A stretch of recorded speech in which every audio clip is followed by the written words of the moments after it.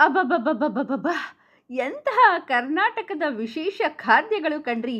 ಹೌದು, ಅದುವೇ ಬಿಸಿಬೇಳೆಬಾತ್, ಜೋಳದ ರೊಟ್ಟಿ, ಮೈಸೂರು ಪಾಕ್, ಬೆಣ್ಣೆ ದೋಸೆ, ರಾಗಿ ಮುದ್ದೆ, ಮದ್ದೂರು ವಡೆ, ಧಾರವಾಡ ಪೇಡ, ಹೋಳಿಗೆ, ಕಡುಬು, ಕರ್ಜಿಕಾಯಿ, ಕೋಸಂಬರಿ, ಚಿರೋಟಿ, ಹುಳಿಯನ್ನ, ಮಂಗಳೂರು ಬನ್ಸ್, ಒಗ್ಗರಣೆ ಮೆಣಸಿನಕಾಯಿ. ಅಬ್ಬಬ್ಬಬ್ಬಬ್ಬ! ಒಂದಾ ಎರಡಾ ಬಾಯಲ್ಲಿ ನೀರು ಬರುತ್ತೆ. ಹಾಂ ಹಾಂ ಹಾಂ ಹಾಂ ಇವತ್ತು ನಾನು 1881ರಲ್ಲಿ ಒಂದು ಕತೆ ನಡೆಯುತ್ತೆ.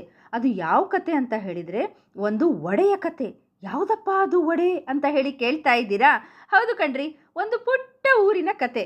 ಆ ಊರಿನಲ್ಲಿ ಟ್ರೈನು 5 ನಿಮಿಷ ನಿಲ್ತಿತ್ತು. ಮಧ್ವಾಚಾರ್ಯರು ಮಂಗಳೂರು ಬೋಂಡಾನ ಅಂಗಡಿ ಇಟ್ಟಿದ್ರಪ್ಪ. ಮಧ್ವಾಚಾರ್ಯರು ನೋಡ್ಕೋತಾ ಇದ್ರು. ಸೊ ಅಲ್ಲಿ ಬೋಂಡಾ ಬಜ್ಜಿ ತಿನ್ನಲಿಕ್ಕೆ ತುಂಬ ಜನ ಬರ್ತಿದ್ರು. ಒಂದು ದಿನ ಕಡಲೆ ಹಿಟ್ಟು ಖಾಲಿ ಆಗಿಬಿಡ್ತು.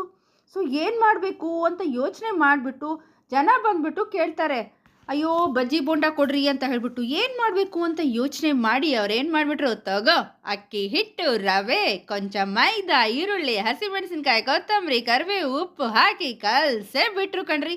ವಡೆ ತಟ್ಟೆ ಬಿಟ್ರು. ಆಹಾ, ಅದುವೇ ರುಚಿಕರವಾದಂತಹ ಪ್ರಸಿದ್ಧವಾದಂತಹ ಖಾದ್ಯ ಬಂದೇ ಬಿಡ್ತು. ಅದುವೇ ಮದ್ದೂರು ವಡೆ. ಹೀಗೆ ಬಂತು ನೋಡ್ರಿ ಮದ್ದೂರು ವಡೆ. ಹಾಂ ಹಾಂ ಹಾಂ ಹಾಂ ನೀವೆಲ್ಲರೂ ಮದ್ದೂರು ವಡೆ ಕತೆ ಕೇಳಿದ್ರಲ್ಲ?